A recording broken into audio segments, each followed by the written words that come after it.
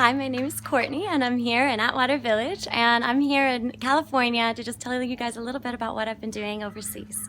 Thank you so much for your time and I hope you enjoy. Thanks. First, the place that I've gone overseas, I've been to Greece, most recently working in the refugee camps. I've been working as a doctor, working as a pediatrician, and I've been working in some of the official and unofficial camps with the Greek government, the Greek military, and then also the Greek sea rescue teams. We're the people that go out on the wave runners and the jet skis, and we go, and when the rafts of the refugees come over from Turkey, we're the teams that get sent out and get called by the Coast Guard to go out and rescue people to save them from drowning. We take them to shore, then we give them whatever medical care they need, and then we give them some dry clothes, some food, and then get them on their way to the next station.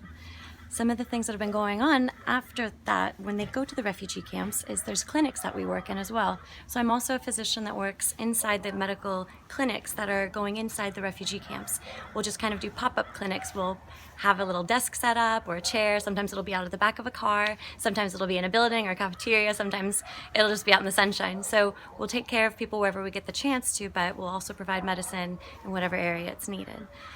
Some of the other places that I've worked in the Greek mainland is there's some actual more official camps that have been set up recently by the Greek government, and those are a little bit more sustainable and they have a little bit more infrastructure. So there are actual there's actual clinic infrastructure in place in some of those locations, and I've worked in those as well. We help coordinate donations that are coming in, we help coordinate treatment care plans for the refugees, and then we also coordinate if there's a higher level of care needed, such as a patient needs to go to the hospital for some sort of trauma or emergency surgery, or if they need any sort of higher level of diagnostic care, like a CT scan or something like that. I also help coordinate the patients getting from the refugee camp into transport in an ambulance and into the hospitals in the Greek system.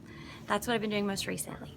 Now, here back stateside, I've also been working with the government, because one of the other things that I do in addition to medicine is I identify refugees who are former translators for the U.S. Armed Forces. Now, these men have been combat translators for the U.S. Special Forces in Iraq, Afghanistan. They've worked with the Navy SEAL teams, the Marine Corps, the Army. You name it, these guys have helped us. And there's over 20,000 of them. Now, when the United States pulled out of Iraq and Afghanistan a couple years ago, there were a couple of people that didn't all get out of the country quite in time. And one of the things the U.S. government has done in order to alleviate that problem is the Special Immigration Visa Program. What that does is allow these gentlemen who've served alongside U.S. troops and saved American troops' lives many, many times, is it allows them an opportunity to apply for a visa and for them and their families to come to the United States in return as a thank you for their service to our country. Now, some of the people that I meet are specifically refugees as a result of not getting enrolled quick enough, or some sort of a problem happens when they're trying to apply for the Special Immigration Visa Program. So when they're in Iraq and Afghanistan, they have to leave. And what they do is they will actually come out, they'll end up becoming refugees themselves oftentimes, not always, but sometimes they end up having to come across from Iraq and Afghanistan, crossing the desert, going into Turkey, paying smugglers all kinds of exorbitant fees, and sometimes and many times having their lives at risk because they are targeted, because they helped the U.S. Armed Forces. Now, I meet them on the receiving end. When I'm in the refugee camps, I meet these gentlemen, and one of the wonderful things that I have the opportunity to do is when I come across individuals who have served alongside the U.S. Armed Forces, I'm able to help put them in touch with an organization stateside that's called No One Left Behind. It was established a couple of years ago by a veteran of the United States, Matt Zeller, and it was established specifically to help and assist former U.S. wartime allies overseas and help them come into the United States and resettle with them and their families as a thank you for their service. So what I have the opportunity to do when I'm overseas working in these refugee camps, when I identify someone who used to work for the U.S., I put them in touch with No One Left Behind. I help them get their special immigration visa application in, and I thank them for their service. We can't do everything, and we can't do as much as I would love to all the time, but it's at least something.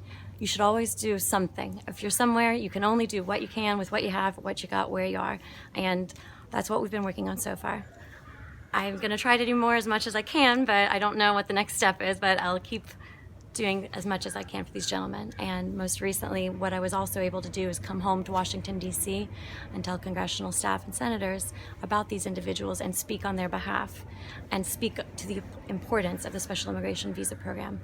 These men served alongside U.S. troops. They've saved lives many, many times, and they deserve our help.